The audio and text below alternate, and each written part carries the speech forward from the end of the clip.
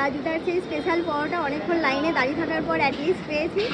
আর এখানে একটু প্রবলেমও হয়েছে, মেনলি রাজুদা যেই জায়গাটাই বসতো সেই জায়গাটাতে ওই পুলিশ কেস বা কিছু মানে মেনলি ব্লগারদের গ্যাদারিংয়ের জন্যই এই জিনিসটা হয়েছে। তো এখানে আমরা 30 টাকা নিয়েছি, 4টে পরোটা দিয়েছে আর এতটা তরকারি দিয়েছে।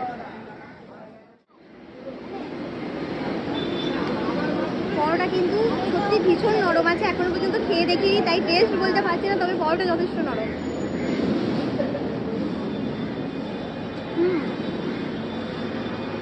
ছাড়া সত্যি তেল ছাড়া পরোটা। আর এখানে দেখতে পাচ্ছেন মটর কলাই আছে, সাথে প্রচুর সয়াবিন আছে, আর সয়াবিনের কিন্তু যথেষ্ট দাম, তাই সয়াবিন আছে, মটর আছে, আলু আছে। এই দিয়ে নিচ্ছে দাদা 30 টাকায় 4টে পরোটা দিচ্ছে আর 20 টাকায় 3টে। আর একটা বাইক নিয়ে নিচ্ছি। ভালো।